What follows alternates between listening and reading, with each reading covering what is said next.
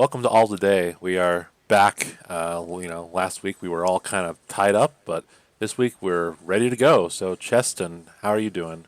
I'm still tied up. Could you free me from this, please? I refuse to. I don't have knives in my house. How am I supposed to podcast one-handed? Or well, no-handed, rather. I say you play plenty of video games one-handed from what our conversations have revealed. That's So, true, but I have yet to play one no-handed. The Kinect was a lie. yeah, maybe we could get one of those like devices where you can play with like your feet, like some disabled people have. Like an iToy? Yeah, sure. You mean like an... I mean, there are actual things, but I'm just Yes, going to that's what stick I with mean. iToy. Yeah, it's Because what I I had meant. an iToy. Or no, I didn't have one. I played an You iToy. can only play very specific games, but oh boy, what games you can play. Yeah, remember that game on the iToy where you like waved your hands or whatever to hit things, You and mean then the every other one game? where you waved your hands to like bounce a ball, Oh yeah, I or remember the other that. one where you waved your hands to like clean a window. Well, yeah, you gotta like wipe those bubbles away. iToy was the future. Setzer says he's going to be here eventually. We will see. But until then, Chess, I want you to get us started on what you've been playing. Oh, I played a lot. So, get ready. Here's some big hits right here. All Let's right. start with the big one. I played Super Mario Party Online. Oh yeah, how was it? Well, it was really good until the ninth turn of the first time I played, and it crashed. And our internet disconnected, and there's no save state, so that's just that. That game was over. We tried it again last night. We tried it once a week since it came out. Last night, going smooth. Last turn, I could start to see some hitches, and I started to call them out, and then, lo and behold, game crashed again.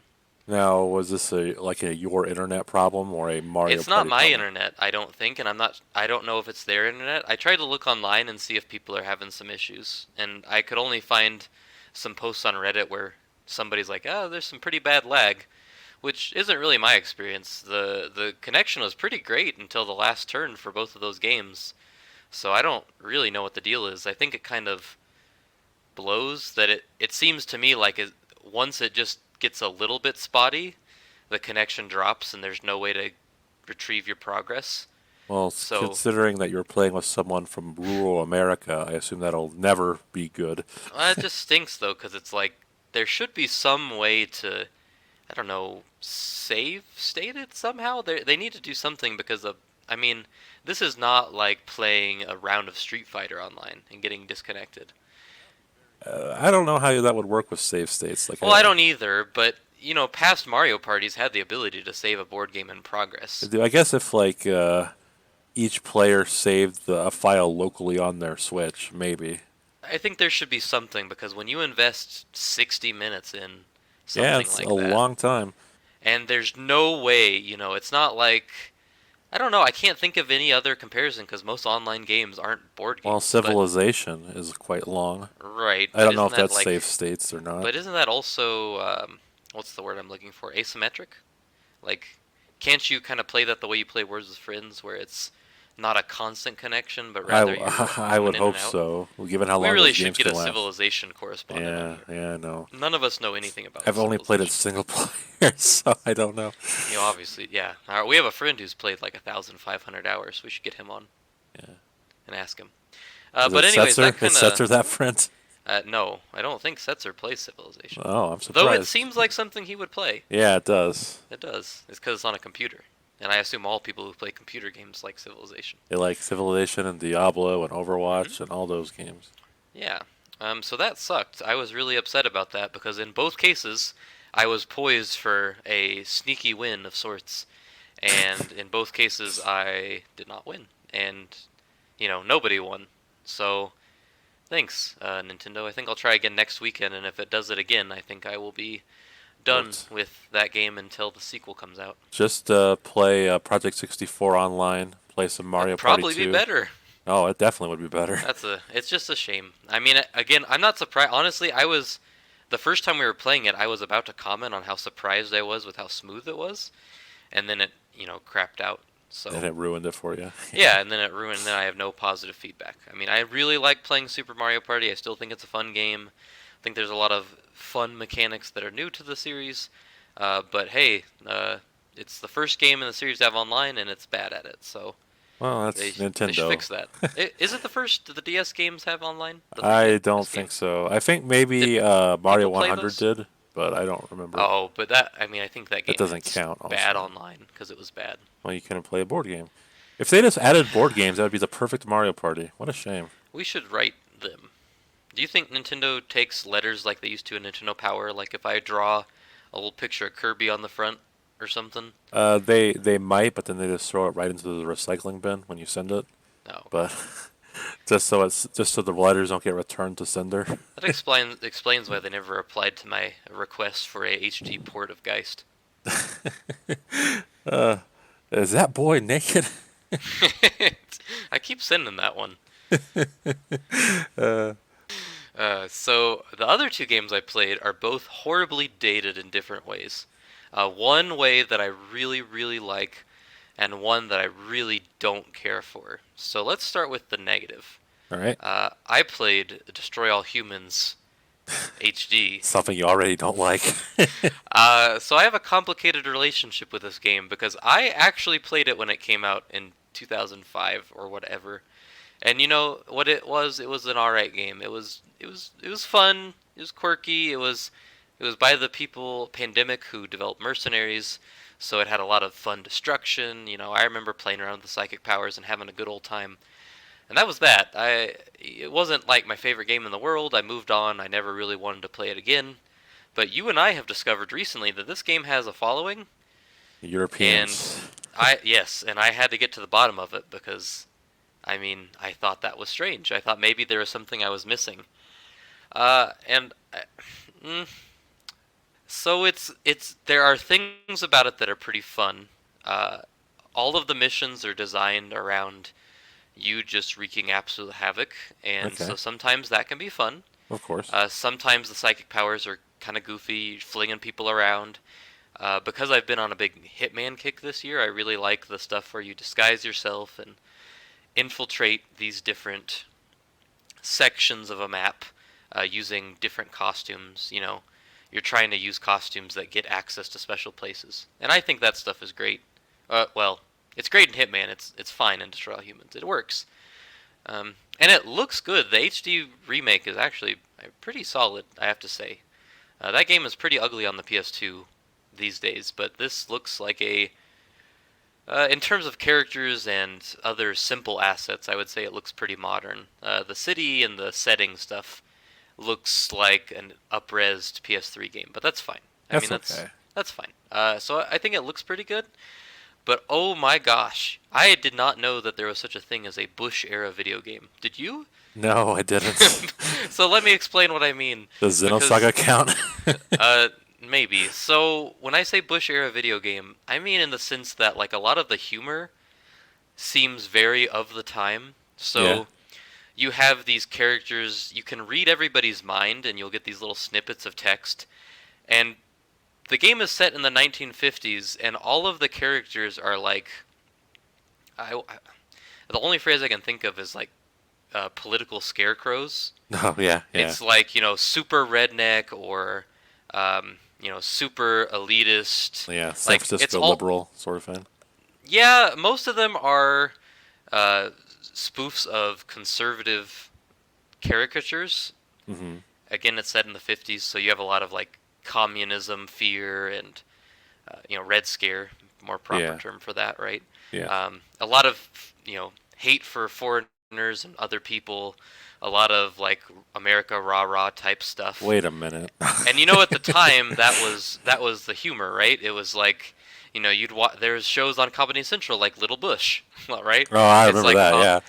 hey, it's really funny to We also be had That's My Bush. Well, two Bush right, sitcoms on one channel. right, and at the time it was like, yeah, yeah, isn't it funny to be a conservative? And playing it now, I mean, I'm not gonna get political. I'm not a conservative, but at the same time, I'm like, this is like this is really low hanging fruit. Yeah. It's not especially funny. I mean, it's interesting to play and see like, oh damn, people in the year 2005 were not very funny.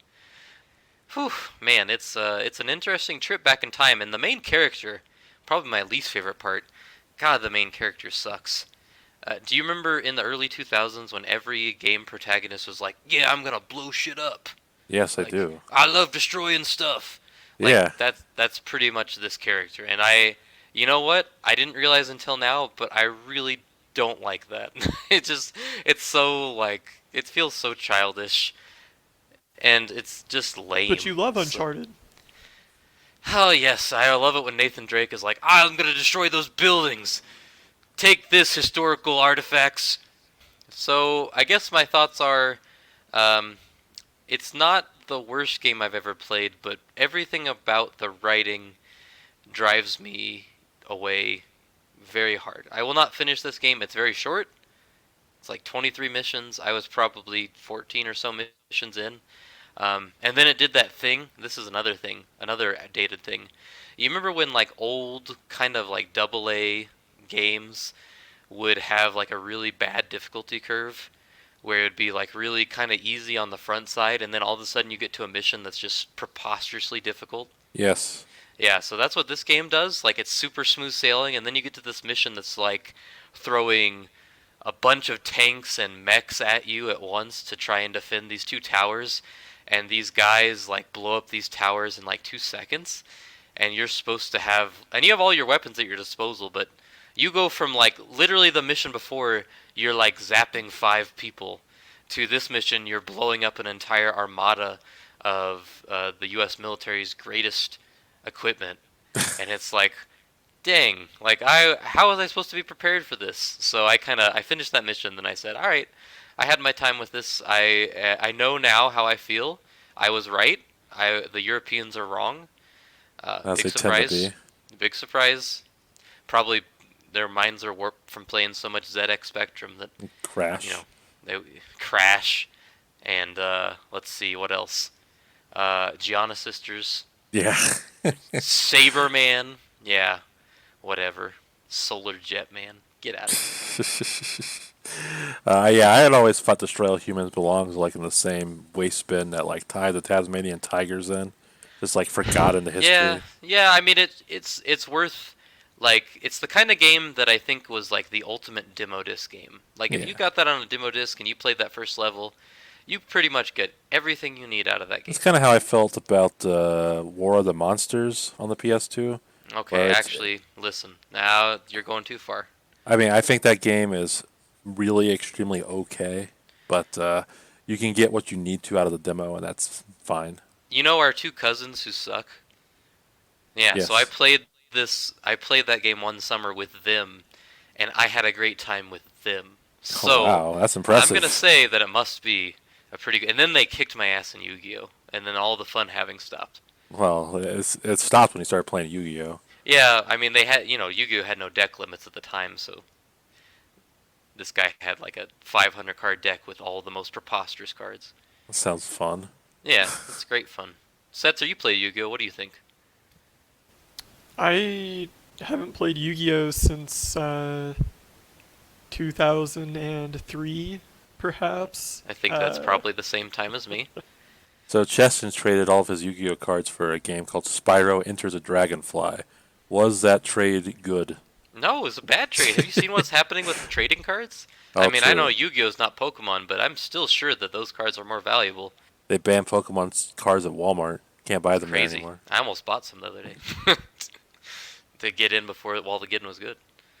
All right, so what's the last game you've been playing? Oh yeah, the other game that's dated in a way that I like. I played in one solid week, which I very rarely do anymore, and I only did because of Game Pass removing this game yesterday. I played through Alan Wake, and I'm here to tell you that I love Alan Wake. Oh yeah.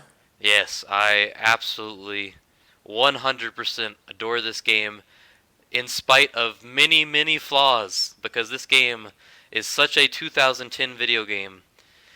And How you know what? so? It turns out that I like 2010 video games. So it's a linear, there you go, All bang, right. right there, linear action adventure game. So that's not a thing that exists too much anymore. You do not upgrade things. You have your abilities, and that's what they are, which is again not a thing that happens anymore. Very straightforward, and it is a straightforward story. The story is not different for everybody. It is the same for everybody. So, 2010, great time to be alive. So those are all the dated aspects. I guess I will just say what I really like about this game is that it is strange. It is a very bizarre game. The concept itself is probably not unique to most other media, but to games it's definitely different. Hmm. You play as a writer named Alan Wake, and he has writer's block, and so he goes on a trip booked by his wife to try and inspire him to write some more. And she brings a typewriter along, which really pisses him off, which I thought was a really funny moment. And that's where the story kind of starts. Everybody disappears, and you're just left wondering what the hell's happening. All these shadows are emerging, and these shadows are characters from your story. Hmm. And you keep finding manuscripts from the book that you haven't written yet because you have writer's block. And you realize that the manuscripts are describing what's happening in the game before it happens. So a lot of times you'll like happen upon pages that describe a cutscene you're going to see later, which That's pretty sound interesting. which sounds like it would be bad, but it's also sometimes amazing. Like there's this one, and listen, this game's 11 years old, so I'm going to say some things. So there's one in like one of the sections of the game where you get a manuscript that's like, oh man, we got to the farm that these two weirdos own, and there's this huge metal band stage with working pyrotechnics and everything. And I read that manuscript and I was like, what the hell's gonna happen at the end of this chapter? And I got to that section and it was just unbelievable. It was so awesome, and it was so great to have that expectation and then be like, what the hell is gonna happen? And then it happened, and it was even better than I imagined. So it's pretty neat. It's definitely not well-worn territory for games in terms of storytelling. I also just love the vibe of the game. It very clearly is inspired by Stephen King and Twin Peaks, and apparently Lost. I read, which is makes sense when you get to the end of the game because the ending makes no sense. Oh, so that's how they're inspired. Yeah, exactly. So it is like stylistically, it is so damn cool. So I mean, general ambiance, it's like kind of survival horror esque.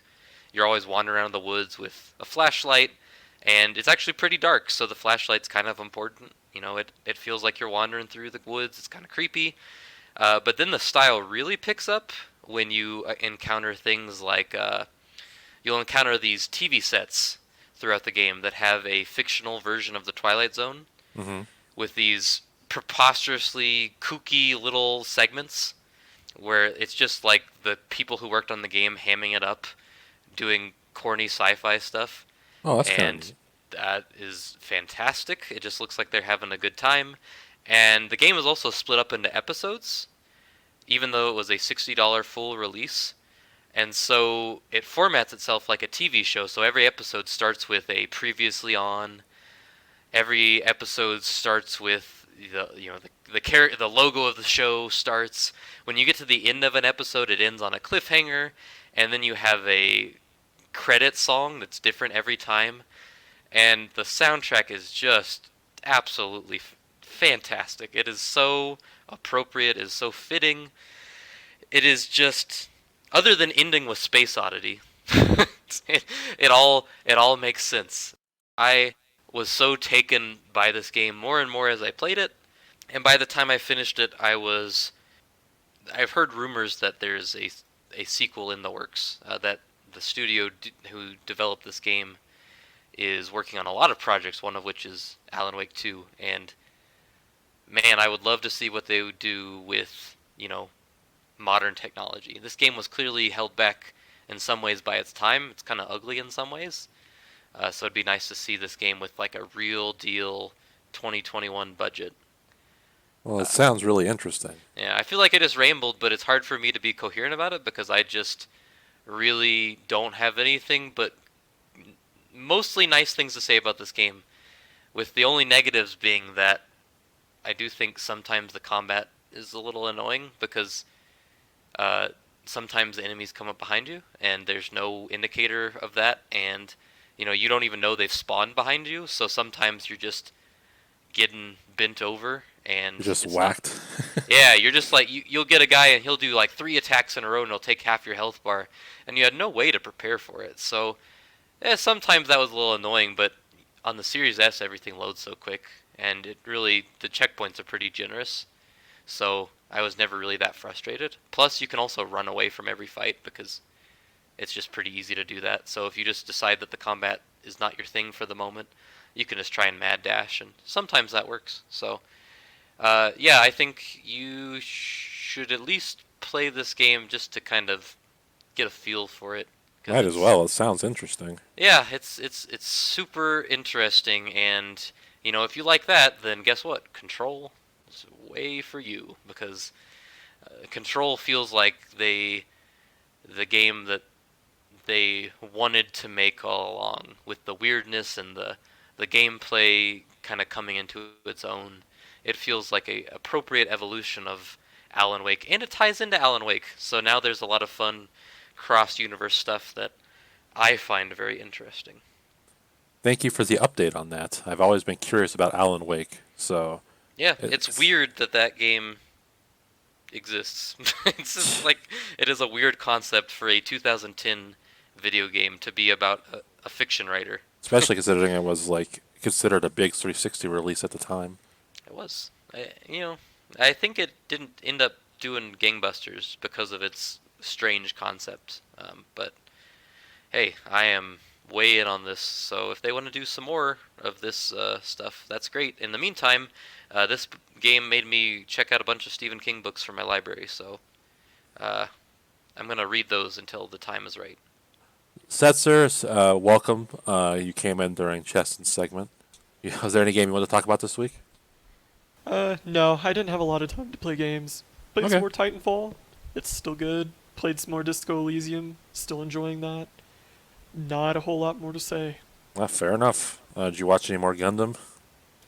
Yeah, I'm powering through Gundam Wing. Slowly but surely. Yeah, I'm almost to the end. Yeah, the most interesting thing about that is now YouTube is recommending me Gundam Wing lore videos. Oh my gosh. Yeah, No, thank you. yeah.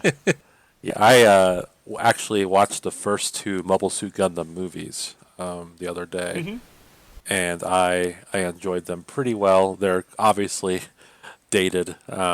Yeah. I went in because I was like, well, maybe I'll watch the original Mobile Suit Gundam, and I got like 2 minutes into the episode. I was like, let's look at the movies instead. I don't know if I can watch 50 episodes of a 1979 anime. um, but they're interesting. Obviously this is a kids show from the 80s adopted into a movie, but I kind of want to get into I guess the UC universe or whatever they're calling it. Yeah, Universal Century. So I want to get into that. So I got to start at the beginning. So, but I hear ZZ Gundam's better. So Yeah, I'm mulling that over myself, picking up Zeta. We'll see. I haven't looked at the BD prices in a while. Last I checked, it was like $50. I'm a filthy pirate. I don't care about that. I'll find it online. Mhm. By hook or by crook. Exactly. Is it not on Crunchyroll? Are they? Do they It just is go on anime Crunchyroll. fans or saps? It is Okay. the Mobile Suit Gundam the series is on Crunchyroll, but I see. the movies are not. Okay. I was gonna say Gundam fans seem especially exploitable, so No, it they seems like they might not put them they're on streaming they're the service. gotcha fans of anime. Oh, I know. Yeah, I think I want to give G Gundam a shot too because everyone seems to love that one. So Yeah, that's a good one. and that's like apparently like the I don't know the anti Gundam series. Like it's more about like I don't know. It's more akin to like a Gurren Lagann than it is to Gundam. Yeah, it's goofier. It's Yeah. goofier, it's more fun. And I like fun. What can I say? Well then, I guess we'll get to me then. I've been playing a lot of this game that foretells the coming of the Reapers, also known as Final Fantasy XIV. That's the new class for the thing coming up. Ha! Yes, that's yeah, and Walker. Oh, Hreepa. well, I mean, okay. Why not collectors? Oh yeah, why not, right? No, they went with the big space lobster things. But I actually don't want to talk about that this week. I just want to say I've been playing it. I'm at the very end of Shadowbringers, so I'm going to save that for next time. And instead, I went down a little detour this week, and I played both Resident Evil 7 and 8. Oh, wow. I didn't know you finished Back to both. back. So let's start in Resident Evil 7. Hands down, scariest game I've ever played. It is like playing a horror movie. You shouldn't be fighting very often. Like, it's not about gunplay, it's about moving around and surviving. It almost feels like a Silent Hill game in how, like, I don't know, atmospheric and creepy it is. It really does not feel like a Resident Evil game. And as a result, it's one of my least favorite from the franchise. I ranked them the other night just for funsies, and I have it, like, only above 0 as far as, like, where it is on I'm my list. surprised. I feel like everybody who played 7 loved it. I think it's a good game. It's just it's not what I'm looking for in a Resident Evil. Well, when you know? lump it next to 0, that doesn't speak for Well, much. to be fair, I like 7. I do not like 0. It's a big gap. It's a power gap, as you will. Do you like it better than Code Veronica? I haven't played enough of Code Veronica to rank it, but yes, I Okay. didn't really like much of Code Veronica when I played it. Okay, fair enough. But 7, it's got none of the goofy stuff of Resident Evil. It's like it's more serious. It's really good, but it is not what I'm looking for in Resident You Evil. know, at the time, everyone loved PT, This was like PT, but Resident Evil. which is never really my thing. So, Resident Pete Evil. It's hard to play at night. It's just very scary. no, thank you. My wife got the Mass Effect collection, so she was playing that all day yesterday. I was like, you know what? I'm gonna get Resident Evil Village, and I started yesterday and I finished in one sitting. Wow, really? Yes, Is it short? yeah, it's a Resident Evil game. Well, 4 is not short. Well, no, but this is it said my playtime was 6 hours 59 minutes when I finished it. Oh, But pretty nice. Really? But my Steam playtime says 9 hours, so I don't know who to believe in this case. Who to trust? Yeah, it's relatively short, but you know what? This is one hell of a game. It takes like the good stuff from 7 and makes it more, I don't know, Resident Evil like to me. Like, it feels like if 4 was a first person game, this is what it would be. It's got like a good sense of humor. It's got a line in there that's like one of the bad guys says he's going to kill that boulder punching son of a bitch, referring to Chris, which made me chuckle because that was my favorite part of Resident Evil 5. They tied Umbrella into everything because, they have to. And it's just fun. I don't know what to tell you. The sexy vampire lady that everyone was talking about is the first boss. She's gone after about an hour and a half into the game. Yeah, I heard that. I was really surprised by that. And like they made way too much about her stalking you around the castle. It happens for like 40 minutes maybe. So it was very funny. But that is also like the best part of the game because like that castle's really fun to go through. And like the way they separated, it's like the Elite Four. Like you've got like 4 big baddies you got to go through their territories and take down, and each of them offers like a different sort of like gameplay sort of thing. Like one is like you're running around on the water trying not to get eaten by a giant fish thing. One like the castle, which is kind of reminiscent of Resident Evil 2. One is like it's like almost like a saw puzzle you're going through. Like you have to disassemble a doll and do all this stuff, and then you're escaping like a giant baby. It's really interesting. I cannot recommend this game enough. There's lots of replay value if you're into that. I'm not. Once I beat Resident Evil, I'm kind of done with it for a while. There's lots of exploring, lots of treasures, they bring the mercenaries into mode back so you can goof around with that. Just a good time. Did it feel next gen to you? Well, I played on PC, so it played like you would expect a PC game to. Better than a console Okay. game. Yeah. Well, I mean, like, does it feel like a step up from, I don't know, maybe 7? Does it feel like a big Well, step there's up? a ton of combat, so in this regard, it does feel like there's more going on. So it's a slight step up, I suppose. But not like in terms of modern technology. Is it pretty similar? No, it's pretty similar. Okay. I mean, it is made for the same consoles. It is a PS4, Xbox One game. It is? I thought it was a PS5 Series S game. Nope. Oh. As if. Yeah, I guess that's a good point. Are Oh, there any PS5 and Series X games? Demon yet? Souls, Returnal, Returnal, the Medium, and yeah, Demon Souls uh, and Ratchet which is not out yet. in a few weeks. Yeah. Crash 4 plays way better on those consoles, for what it's worth. Well, I'm sure. The ultimate next-gen game. But I mean, this game was so like it did its job so well that it made me like, if they remade Resident Evil 4 and made it first person, I would be okay with it. Like they do a great job. Well, I So- wouldn't be okay with that. I don't know what you've been smoking. That doesn't sound great at all. I love Resident Evil 4. I don't think it needs to be remade, but if you're gonna remake it, make it different. Yeah, just chop off the last chapter. Call it good. Okay, well, fair enough, I No, suppose. no zombies with grenades. Thank you. I completely agree. That's what Resident Evil 6 is for. That was yes, exactly. 6 can have all the.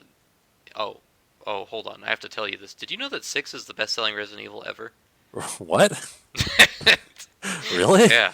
Yeah. What do you think about that? That's weird. Yeah. I kind of thought it was one that nobody played. I thought it was a flop. I agree with you because I've never, ever heard anybody say that they've played. That's weird. that's the only one I've played, and that was with you guys. Yeah, but you only played like 2 minutes. I mean, Yeah. we hated it so much at the time that we just stopped. So, okay, this thing I'm seeing says actually 5, but 6 right behind it. So I'll have to get some real numbers. But either way, 5 and 6 being the top 2 selling That's games disappointing. is criminal. That's two of my See, I more. guess they were on That's the right bad. track after all. I suppose. That was one of my least favorite in the franchise. Before. So the thing about Resident Evil that I always feel is that and this is why I never really was that interested in 7, is that I felt that people loved the stupid bullshit of Resident Evil. Yeah.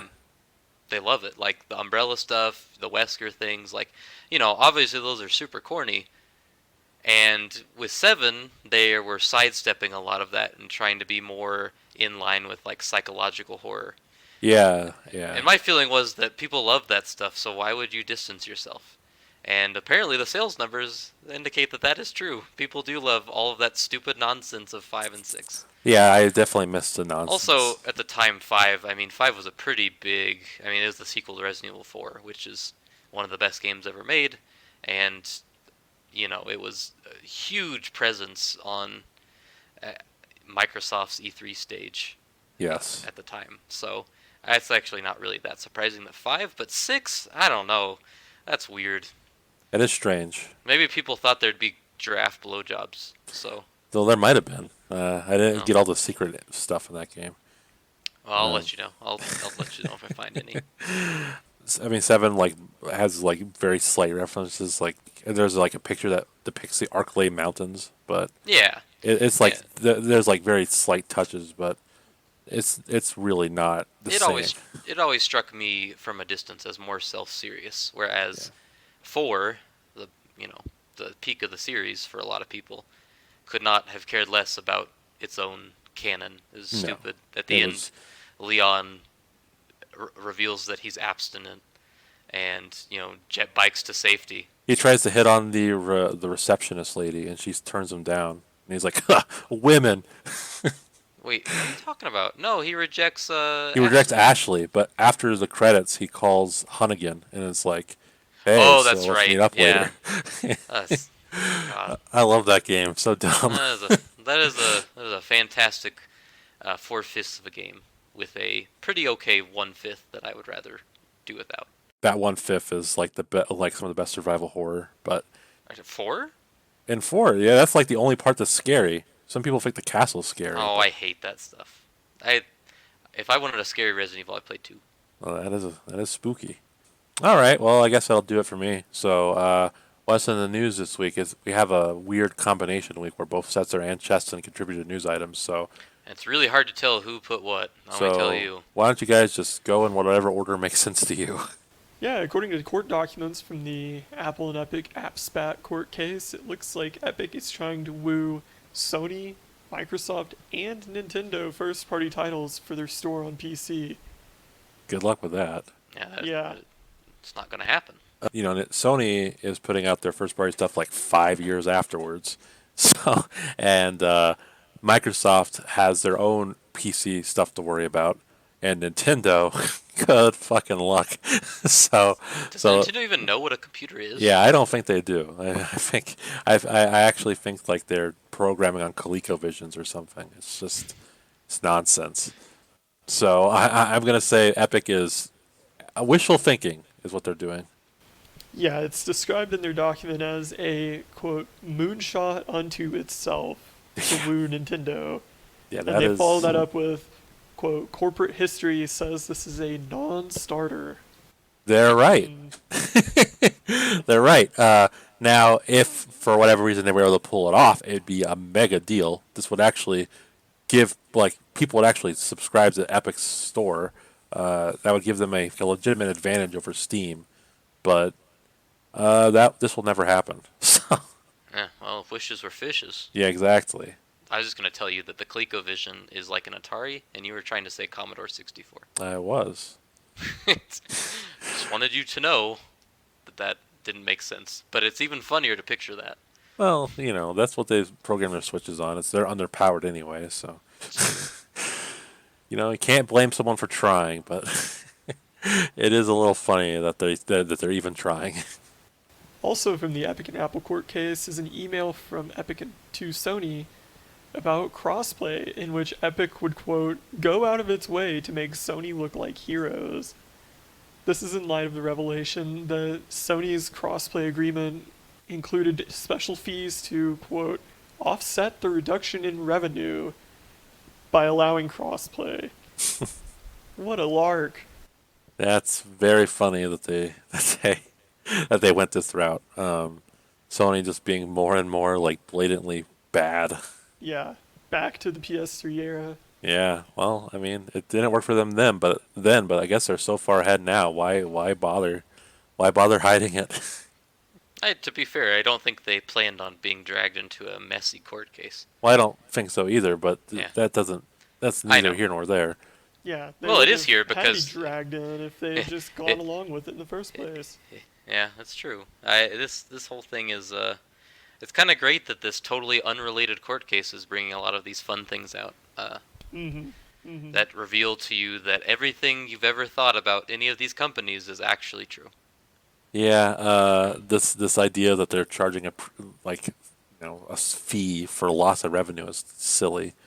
I don't think they've lost any revenue over crossplay. It's not like people are like, well, I could buy a PlayStation, but this game I can play on PC and play with my PlayStation friends, so I'm gonna not buy a PlayStation.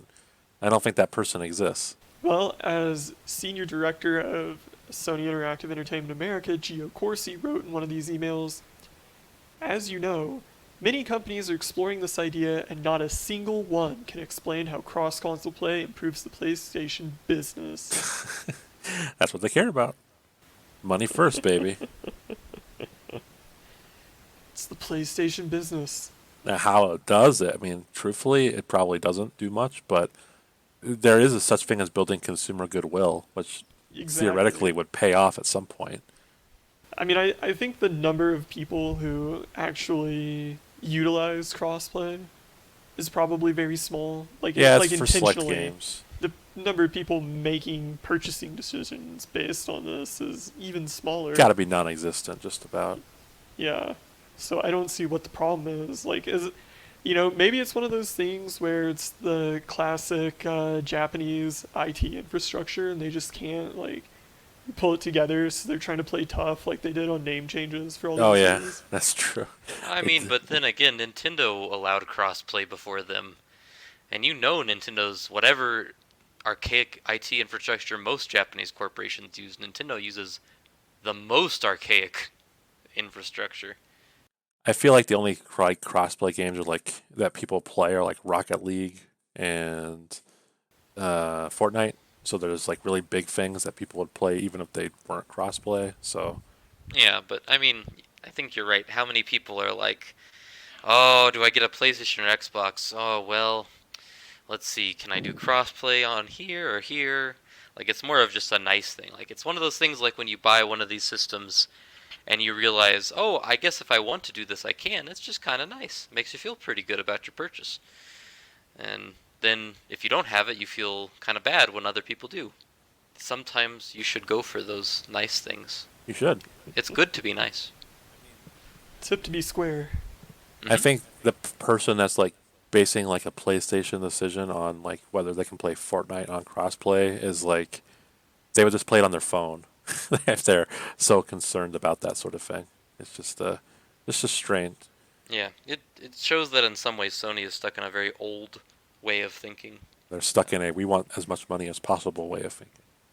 Right, but the kind of way where, like, I think back in the long ago, when everything was super segregated by console, you know, none of these console manufacturers would have ever considered doing anything with the others because it's like, oh, well, that's my money. You know, things like, let's say Banjo being in Smash would have never been thought of in the old days because it's like, hey, but that's our property, and they can't buy Banjo games on a Nintendo console, so what are we even doing? Right. Sony is not willing to evolve yet on any of those things. They have not hit level 36. As these court documents have shown, they are very stuck in their ways. And hey, seems to be working for them, but kind of be nice if they would grow up a little bit. Speaking of stuck in their ways, let's talk about some Atlas. Well, according to a Famitsu interview with Sega Vice President Shuji Utsumi, Atlas will be expanding their offerings across the world, more platforms, and less delays between Japanese and other region releases. Thank God. Finally. Oh my God. You know how frustrating it was like to wait like a year for Persona 5 Royal to come out? Because people aren't so careful with spoilers for that game for some reason. So you have to like avoid all Persona discourse for a long time until the game comes out. So I'm glad they're No, not the heckin' discourse. Well, I try to avoid it for the most part, but sometimes you just see things. This is a spoiler for like an 11-year-old game, but like Adachi is the killer. Like that was everywhere for a long time. It's just nice that they're kind of speeding things up. Yeah, what took them so long? I know. I feel like everybody learned this lesson a long time ago. You remember know. when Pokemon used to be a not worldwide release? We waited like a year for Diamond and Pearl after they came out in Japan. I think FF15 is the first Final Fantasy to do it. They're finally catching on. They're finally, Have you yes. noticed that Japan seems to come and go in waves? Yeah. Where it's like, you know, they fall so far behind and then they just come roaring back out Yes. of nowhere. Yes. And I then do. like 5 or 6 years later, you're looking at these same companies thinking, man, how long is it going to be till we get a good game out of them again? Rubber band mechanics. Well, yeah, Capcom is just putting out hit after hit. Yeah.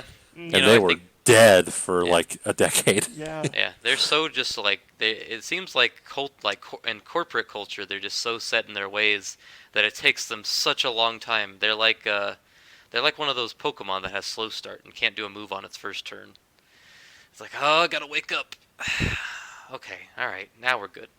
But I mean, it is kind of ridiculous that they re-released Nocturne, and that was released like November of last year, and it is a port of a PS2 game. There is no reason why that should not be like day and date, worldwide. You know, I'd say about time. I mean, if Yakuza Like a Dragon can, pretty much get as close to day and date as they did, I think, come on. That franchise. Atlas finally dragged kicking and screaming from their Hiki cave. And finally, it's like, no! By Sega, the most forward-thinking company. Well, I mean, they did claim that they were going to start releasing more things after Persona 4 Golden surprised them by selling well on PC. So, That is It's an about time to make good all-time. on that. That's an all-time great quote. yes, I am still baffled. So, I think the most obvious one is you're going to see Switch, like a bunch of Switch ports. A bunch. That's the easiest way of dumping ground for money. So, You would probably make more money on the Switch than any platform very quickly. well, just dump Persona 4 Golden on Switch. I'd buy another copy. I have it on Steam. I'd do it again. No problem. There are lots of people like that. In your shoes. Yes. Well, Derek, big news for Yakuza heads such as yourself I am from one of Nat those. TM Kim of IGN. apparently all future Yakuza games will be turn-based RPGs going forward. Well, how What about do you that? think? Well, I think they need to make it more complicated. If they're going this route, I think Like a Dragon is a good first step, but they need to make it a little more complex than it is. Right as it stands, Like a Dragon plays like a bare bones version of South Park Stick of Truth, which is already a bare bones JRPG experience, even though it's not J. You know what I mean? Turn based. So I think we'll see if how they evolve things going forward. Personally, I think Yakuza Like a Dragon is like a mid-tier Yakuza game, and I know it's apparently an unpopular opinion, but that's just how I feel. It's also a lot of people's first Yakuza. Yes, As this decision is not being made out of nowhere. It's because it's this is a very successful release relative to the rest of the series yes, but it's still a in good a game. Western sense. It's still a good game, and I enjoyed it. So I want to see where they go from here. If the next game is not slightly more complex, I'm going to be concerned because I got really tired of this one after like 40 hours or whatever I spent with it. Also in this story is that their action franchise is now going to be Judgment because a Judgment sequel was announced. But I played Judgment on PS4, and that's quite a good game. So the sequel was announced for later this year, and that's where their action stuff's going to be, and that's fine. That's like a police action game. So what are you gonna do? But I got no qualms with that. I think that's a good approach. One RPG franchise, one action franchise. I'm pretty interested. I haven't played Like a Dragon yet, as I Mm. famously haven't played Yakuza 0 yet. But I will say that the one thing that has kept me from every time I've played Yakuza 0 from really sticking to it is that I'm not really that into that style of brawler. It's like I like very simple brawlers. Well, this is gonna, I guess, be a hot take, but I don't think Yakuza plays like super great. It was like No, I don't. my least favorite part of the game, actually. So But wait. So what? Okay, I'm confused now. It's- so it seems to. So based on what you're saying, it seems like you're saying it's kind of a lateral move, like from being a kind of meh brawler to a kind of meh RPG. the difference is like it's a really simplistic RPG, so the simplicity wears on you after a while. The brawling it's fine, and I can stick with it for a longer period of time. So I prefer that. I think for me, I just whenever it's more actiony these days, if it's not super awesome, engaging action, I'm thinking about, gosh, I don't know. Like I have a pretty low bar, I guess, because I was gonna say like the Spider-Man games, I feel like are appropriate levels of action for me, whereas the Yakuza, there's just something about the flow of it that I don't really like. So the turn-based thing is appealing to me. I'm looking forward to playing Like a Dragon when it goes on sale at some point. Well, probably inevitably go on Game Pass. Like all the other Yakuza are there. Yes, they are all on Game Pass. It seems like a good jumping in place. At the end of the day, I'm just really happy for them that Yeah, they me too. have found this place where they can have two simultaneous versions of this series, and everybody seems to, even if you're not super bullish on it, everybody seems to like them pretty well.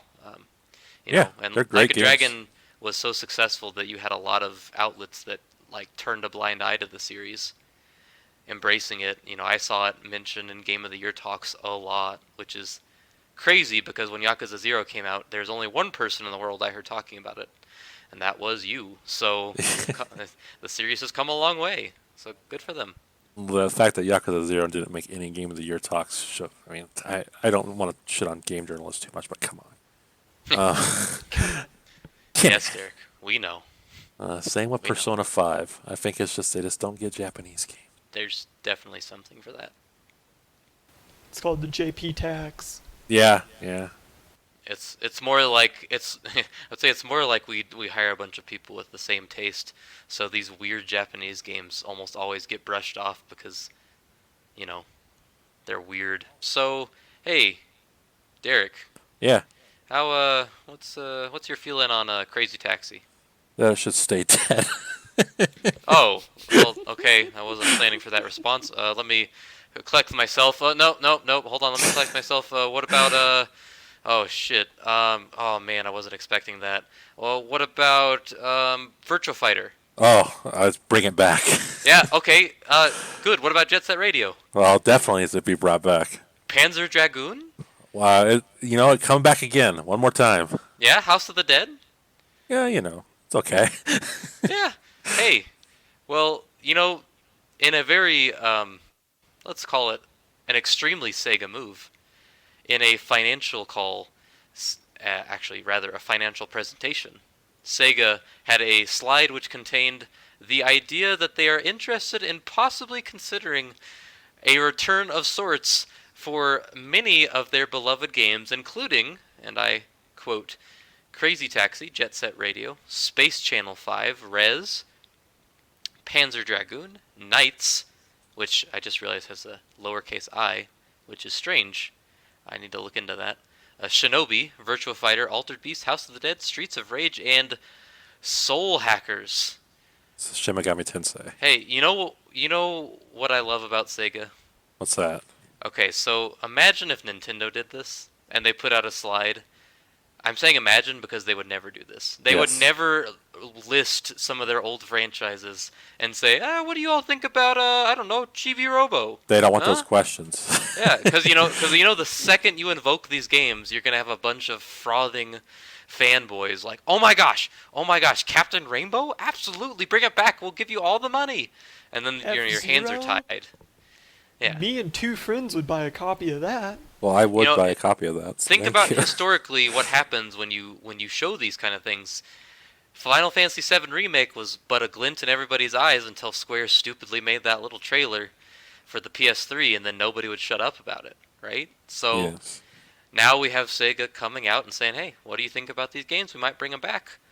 You said you are not keen on some of these games, but, Virtua Fighter, that's got to get your testosterone pumping a little bit, there's plenty that I want to see more of. And let me clarify Crazy Taxi before people think I'm a fun-hating guy.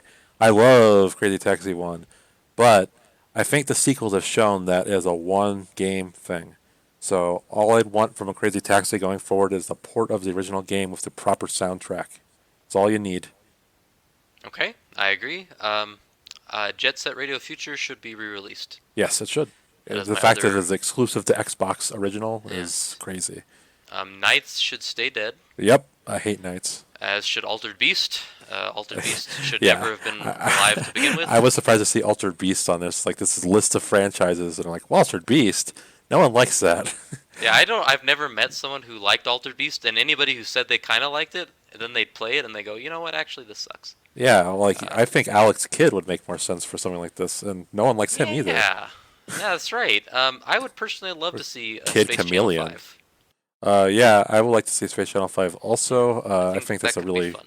quirky rhythm game, and I'm all about more quirky rhythm games. Or perhaps just, I don't know, make Panzer Dragoon Saga available for That less would be than nice. $5,000. Yeah, that would be ideal. I Pretty mean, why? cool. When they remade Panzer Dragoon 1, I was surprised they didn't just do it like all the Saturn ones. That would have made more sense to me. But whatever. I'll be honest, like, when I look at this list, I'm not even that big of a fan, but to me, it just seems like Virtua Fighter is the one that needs to be... Well, apparently that is Around. coming back. Yes, kind of, but it's like a Virtua Fighter 5 offshoot, isn't it? I think it's like called Virtua Fighter Esports, and it's based on 5. Yeah, Yeah, exactly. but what's funny So- about Virtua Fighter 5 is on the Yakuza, I think, 6 store page on Steam, one of the screenshots is just the Virtua Fighter 5 like arcade cabinet. Like, so they know people It's want 'cause to they play know. that. They know. They know there are people who wish to play that, and I think that is a great series that is unfortunately left dead, and I cannot believe that Sega would just out themselves like this by publishing their own personal graveyard and letting everybody speculate, but here we are. Virtua Fighter 2021, baby. Let's go. I love Sega, so you won't hear me complain. Oh yeah, I love the loosey-goosey nature with which they do this. This is why they are who they are. This is just the kind of thing that no sane studio would do. You would not publish this. I was looking at the article and they mentioned like this doesn't mean they're gonna stop working on like Persona and Phantasy Star Online. I'm like, oh well, Phantasy Star Online isn't that big a deal. I don't think. Yeah, it seems weird to me that they would lump Phantasy Star, unless that's doing buku bucks over in the East. Yeah, I don't know about because they said that and Sonic and like What's their war Yakuza. game that's really popular? No. Oh, Total War? Yeah. Yeah. 'Cause I guess that's really, really done well for them. Sega, if you're listening, you really shouldn't have done this, but also if you're listening, Virtua Fighter is good. Make a new Kid Chameleon. Kumite mode is fun, and you should Kumite do mode that again. rules. You could use another choo-choo rocket. Yeah. What about you? Are you feeling a Ooga Booga? You feel strong about that one? Ooga booga. It was a game for the Dreamcast. No. It was published by Sega. Was this like a Joe and Mac revival kick or something? Like, Developed by Visual Concepts. okay, the 2K Yeah. people. It's an online multiplayer video game, focusing on the combat of kahunas, Oh, using thrown shrunken heads, riding animals, staffs, or using spells. Boys, I don't think this would hold up in modern times. sounds like a fun old I game. think this would get the old misappropriation stamp of disapproval. So hey, we're gonna stick with me because I clearly prepared this bit. Because Setzer surely doesn't care about this, but he does care about EA and their penchant for killing beloved things, as he's seen it play out time and time again. Derek, it's baseball season. Yes, Yeah, Cubs not doing so well. they're very They're- average. They're very average, very watchable lately, but very average. So it's a nice time to sink into a nice arcade-style baseball game. And thank goodness there are plenty of those, such as Super Mega Baseball. But EA Sports has done that thing that it does, and it has acquired the developer of this beloved indie baseball series with the intention of getting back into baseball. Well, so long. Yeah, exactly. That's kind of that's the great fear here, right? It's that you have this series that is really liked by its community quite a bit. Like this is a series that is talked up by everyone who plays it. It's huge among those folks. Those folks being people who like baseball games that aren't a drag to play. And in an ideal world, you'd look and say, "Oh, thank goodness they're getting a budget." But when I look at this, I think, "Oh my gosh, they're gonna poison this with microtransactions, or they're gonna make them make a simulation baseball game." Oh, Is there yeah. any chance of a good end here? Well, no, there's not. And what I love is that whenever EA acquires one of these studios, there's always a quote from somewhere, and someone in there is like, we know the track record, but we're not too worried about it. We think this will be a good partnership. And sure enough, the studio's dead within a couple of years. And let's see, what will this little indie dev be working on? I say they're going to be helping like Battlefield patches in 2 years. Yeah, you think Battlefield Yeah. 6 or whatever? Yeah, There'll be an Apex Legends sports studio. yeah. Oh, that's killer. Man, that burns me up. Like EA does not. I don't think they understand what makes games popular. So Yeah. they'll try to like shit this one up with like microtransactions or something, and it won't sell. And then whoop. I guess we need our latest Star Wars shitty game needs some help. So work on that, guys. I mean, these games are really known for their customization capabilities, like all the stuff you can do. You can make your own teams with their own logos. Oh well, you can charge a There's so boatload much for that. customization, but that certainly seems like it's going nowhere. If the only thing I can think of is like, okay, it'd be kind of cool if someone made something like the Bigs. You remember the Bigs? I do. It was like If they NFL let them make Blitz. something like the Bigs with a license, like that could be fun to have a game like that again. But that's about the best I can expect out of this. I really was very bummed out when I saw this. I just can't help but think of EA Big. Remember EA Big? I do. When they were like the best developer in sports games, and they made SSX and NBA Street and NFL Street, which were all super fun. And then EA eventually said, I don't know. We're tired and of fun. just folded those into, Tiburon to make Madden and their other games. So this is just kind of a bummer, and I just wanted to pour one out for these guys publicly. So yeah, here's to you. Enjoy your freedom. I hope that you land well and maybe don't end up on Battlefield. That'd be nice. Well, wishful thinking. Yeah, that's wishful. Well, speaking of cannibalizing for the sake of money, the Australian Broadcasting Corporation News in Depth YouTube channel published a video titled Video Gaming Investigated, the Sneaky Tactics Used to Take Your Time and Money. Did you guys get a chance to view this? I watched most of it. It's quite a long one, but I watched I think about 35 minutes of it. It's Hmm. it's mostly information that I feel like we kind of gathered just by playing video games that they clearly make these things like gambling as much as possible. Like they showed like screenshots or like a video, I should say, of NBA 2K's like their loot box mechanic, and it's like just Hmm. like a big spinning wheel, and this guy Hmm. freaks out when he lands on Steve Nash. It's like, oh, geez, this is Woohoo! it's like he hit the jackpot. He won a virtual card. You want a virtual 5'6" white guy. Yeah, exactly. So it's nice to see it laid out there. I'll say that. It was funny to hear the like they had a suit on there because you have to have both sides in a documentary sort of series. And he's like, well, I don't really see a difference between this like the Kinder Egg or something. And then the opponent was like, well, actually, with Kinder Eggs, you kind of know what you're getting chocolate in a little toy. With this, loot box, you don't really know what the fuck you're getting. You're getting, you don't know if you're gonna be able to use it, and they talk about like the insidious nature, like the noises and stuff you make when you're opening loot boxes.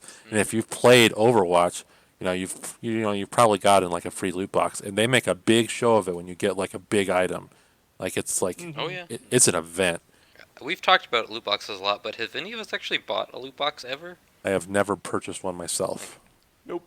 I'm just okay, cause I mean, Overwatch is as close as I've gotten, cause you just, I mean, I never even thought about buying one, but I mean, you get one every time you level up, and yeah, you can tell that that's like you can feel the psychologist on their payroll when you Oh open that yeah, loot box. when you get like the rare item, it's like oh shit, it's going down. Like and same with Hearthstone, like you're clicking on each individual card. It's like exciting, like. Yeah, I forgot about Hearthstone. That is very much like that. It's definitely designed to work your serotonin, like make you feel good about spending money. But I personally feel like sick when I like pay like little things, extra things that I shouldn't.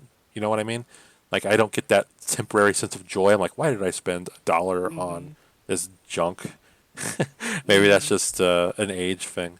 As someone who's been to a casino, I feel like whenever I see these things, I can't help but think about like the way that slot machines look, where they're designed to one be very exciting, but two to totally obfuscate what's actually going on. Oh, you need to see the NBA 2K stuff. They literally have like a Oh slot yeah, I'm machine. sure. So it's like, okay, so this is I don't know. To me, it feels like that. It's kind of trashy. So that's why anytime I play a game that has it so like brazen, like I've been playing that MLB The Show we talked about off and on for the past few weeks, and I don't engage with any of this stuff, but you can't help but see it, and every time it comes up on my screen, it's just so, I don't know. It feels like I'm playing one of those iPad games that tries to get you to pay 99 cents for some tokens every 5 minutes.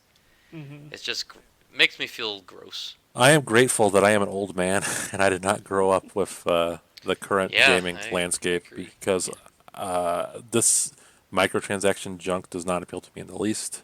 And it never has and it never will.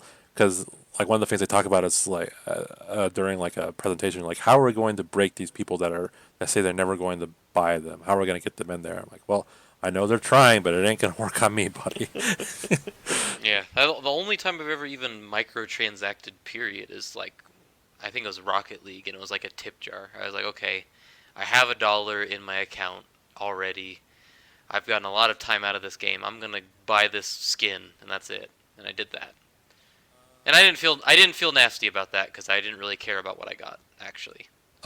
Okay, so I bought an Insidious DLC one time. I bought a big EXP booster and Disgaea 4 because I had points on Switch, and Yeah, I was feeling lazy and I didn't feel like doing like long grinds for something. But that's I the only, forgot about XP boosters. I remember yeah. Tales of Vesperia was like the first game to do it, and that was And for great. the record, you don't even need EXP boosters in Disgaea. It's like you can get to level 9,999 in like a minute if you know what you're doing. But I don't know, lazy. I just didn't feel like doing something. So I was like, I got these Nintendo bucks. Let's just spend my $1.99 or whatever I spent. I haven't paid for a, microtransaction sort of thing since League of Legends in high school. Ugh. Wow. Yeah. I actually realized that I also bought. You remember on WWE the 2K games, you could buy the thing that let you bypass the game, like because you had to unlock all that nonsense by playing the single player. But if Yeah. you didn't want to play the game, you could pay extra to not play the game and just get all the stuff. Yes, I remember that. And Yes, they I kept did bringing that that back. every time because, Well, it was funny when you called out the insidious nature of that. People got on your case. well, it was insidious because at first it was, I mean, it was always bad. It was always bad, but at first it was like 99 cents.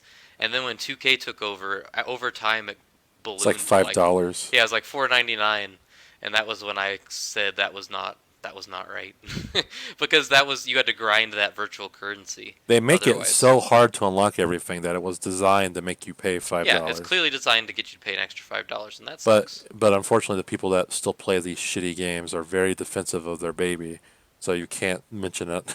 So in this video, that guy is like, "Oi, mate, it's just like buying baseball cards or a Happy Meal toy, right?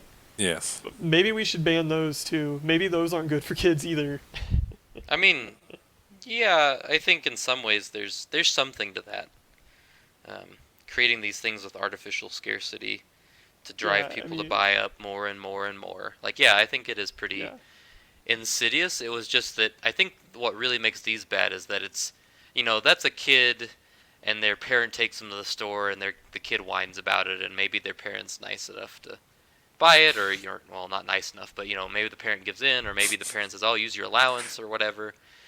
Whereas these apps are in the house, and the kid doesn't need much. There's much less stopping them from having the impulse. yeah. But maybe indulging that impulse, But it does regardless teach of those its habits, I think. accessibility, is bad, right? Like, Yeah, I think because I remember when loot boxes first started, I actually wasn't initially opposed because, I thought they were fun. I was like, oh, it's like trading cards things. But like you're saying, as these things, these surprise mechanics, as they call them, have evolved, I've started to realize that, yeah, that is just all kind of sick. Like, to get you to spend more and more money to try and get a thing you want, when you could just charge up front and say, okay, fine, you want this rare Starlin Castro rookie card? All right, just give me $5. No one will want that, but I thank know. you. I was just trying to. That was the first player that came to mind for some reason. I guess one of the things that annoyed me the most is like there's this little kid talking to the reporter, and is like he's like showing her items that he wants, and he can't even pronounce this like purple Valkyrie helmet that he wants. That's like yeah, $100, and it's like, why do you want it? Oh, it's because some YouTuber had it. Like, motherfucker. Like, that's why I don't like these damn YouTubers. yeah. She specifically asks the kid, "Do you know how much that is in Australian dollars?" And the kid's like, "No, I think it's more than 100." Talk about knowing the value of your dollar, man. Exactly, and I was like, well, that's what they want. But I mean, that's why influencers skis me out, because it's like, oh, all the influencers are wearing this. Like, of course. Yeah, I mean, that part, the fact that he wants it because other people are wearing it, I mean, that's universal, isn't it? I mean, Yeah, it it's is. just a fashion trend for the digital age. I know, Yeah. but it's just We had that Streamers were stuff doing too, that back you in know. the day, but Yeah, we had that stuff. It's just different. I understand, but I'm just saying, like, it's priced so high, Oh yeah, like the yeah, Roblox. This is about Roblox. The Roblox people could have paid these influencers, like, hey, wear this like crazy thing that's expensive, and make the kiddies want a hundred yeah, dollar but thing. that's the way it's always been. Well, yeah, that Video doesn't mean I games like are it. coming to imitate life. Life sucks. What do you want? Yeah, Video exactly. games should be less like that. Well, life should be less like that, but Well, agreed, here we for are. sure, for sure. And finally, today we'll close with the typical obituary segment where we toast the passing of some studio or other. And this time we're going to talk about not really the typical thing, and that's because a website that at least two of us had some fondness for at some point and is pretty impactful on the industry as a whole had a big sea change lately as three of their pioneering members left. And we're talking about Giant Bomb. We're talking about the loss of Brad Shoemaker, Vinny Caravella, and Alex Navarro, who, for undescribed reasons, mostly, have walked out and left the site that they've been at for now over a decade. And so, Derek, you and I are both lapsed viewers or Yes. listeners of Giant Bomb, and whether or not it maintained its quality or relevance is aside. Like, that's not really what matters here. But I do think it was a pretty big force in the industry, and I think definitely something that had an impact on us for a time. So I thought it fitting to make mention here. What were your feelings on the passing of Giant Bomb? Truthfully, I have not been a regular listener since 2017's Game of the Year show. It Hmm. turned me off completely because it was like this isn't for me anymore. They got into the podcasting game pretty early, all things considered. I think the Giant Bombcast started in 2008, Hmm. and I've been listening since 2000. I was listening since like 2010 or so. Like I remember a lot of the early debates, like well, obviously like the Australian beef, which is like 2012, Hmm.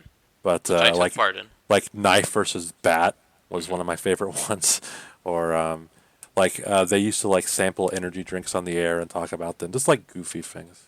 Yeah. I think what made their site blow up was a let's play, but this was before the term let's play was big, so they called it an endurance run of Persona 4, which I think put the site on the map. But for me personally, when I first got my job at the Hannibal Courier Post, when I would be working late nights, I'd listen to old Giant Bombs and just go along with those guys. I remember feeling really sad when Ryan Davis died before the PS4 came out because he was always bitching about like how long the last console generation lasted. It's like, oh, I didn't get to consume new products. This sucks. Hmm. I was just so sad. I mean, I think the site's kind of like was a shell of itself for a little bit, but it's still a bummer.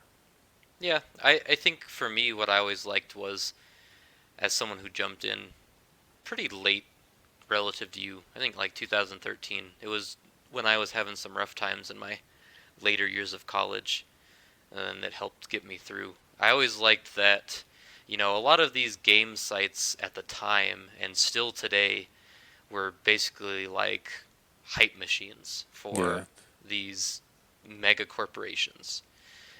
Breathless hype.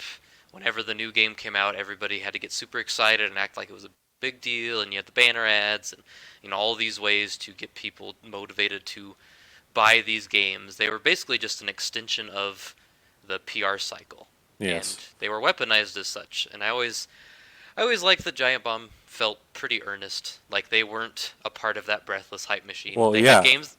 games, they loved, but they were clearly never in anybody's pocket. They didn't do the big advertisements for games. They didn't, they just didn't participate in a lot of the publishing of press releases or trailers.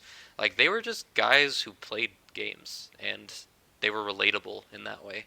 One thing I always remember is like they always use this as like a point to like smear Giant Bomb, but Hmm. like I would see like posts like people showing their reactions to Shenmue 3, like they're jumping out of their chairs, going crazy, and the Hmm. Giant Bomb people are just like sitting there and staring at the screen.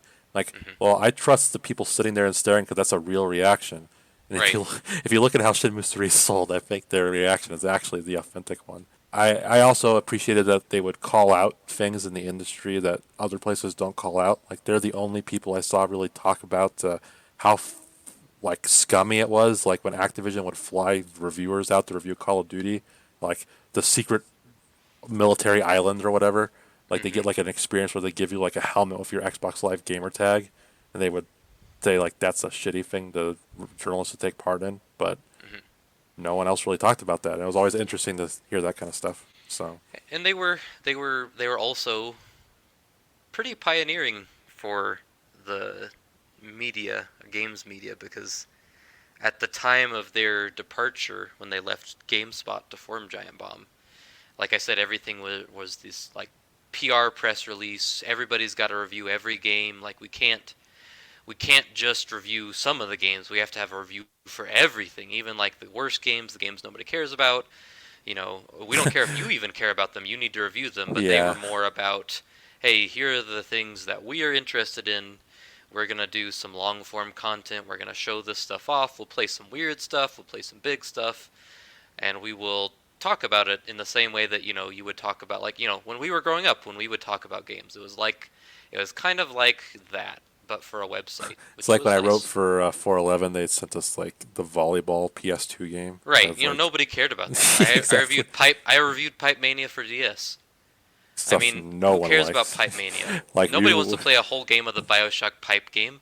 It no, we sucks. played Pipe Mania on our PCs for free. So That's right, exactly. It's so stupid, and it was so nice to see a site that was like, yeah, you know what, this is stupid. This is a waste of time. Like, why don't we just showcase the things that we actually care about? And hey, sometimes they don't care about the things you care about, and I guess that's kind of a bummer because you don't hear them talking about it. But at least they're not inauthentically droning on about whatever the new hotness is, so that you can feel good about it. Like, yeah, I don't know. I like that. I haven't really, like, I've off and on listened for the past, or since 2013. I mean, I think what would happen is I'd usually stop in the spring and then come back around E3 time and then stop again and then come back around the fall. Like, I'd come back for the big things.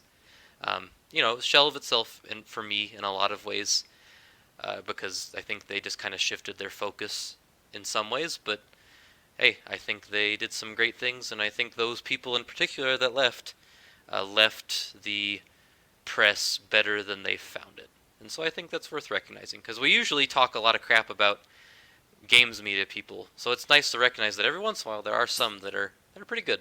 yeah. I had Solid people. I had respect for everyone that left. They were like the original members. Like love them. Like they're no one's perfect, but I felt like these guys were pretty solid at what they do. So. And obviously, I have a lot of respect for Gerstmann, who got fired over a bad review score. Yes, and he is still there. The site still exists, and it's obviously going to be very different. I think it's for the best, because they were pretty much a hollowed out skull already. Yeah. They just really had no energy, and they were kind of doing things the same that they had been for a while now, and people were leaving, and I think that was going to be, there was really no path forward there. So, I mean, I will be interested to see what Gerstmann makes out of it. I think he's like one of the oldest people in games media still, crazily enough. Yeah, so I look forward to seeing what he does with it, but this era is gone now, and that's sad. Can you imagine getting fired over Kane and Lynch? What a No. stupid game. No, and I always thought the best thing about that was that when Kane and Lynch 2 came around, he covered it, and he covered it fairly, and he talked about how much he liked it. So that was interesting to me, because if I would not trust a lot of people in today's modern media landscape to have such a bad experience and then come back around and be objective about it. Rest in peace. Best wishes to all those leaving and those remaining as well. R.I.P. Well, I guess that'll do it for us this week. You can reach us on Twitter at alltodaypod or on email alltodaypodcast@gmail.com. This is Derek. Setzer? And Cheston. We'll see you next time. Goodbye. See ya. Adios.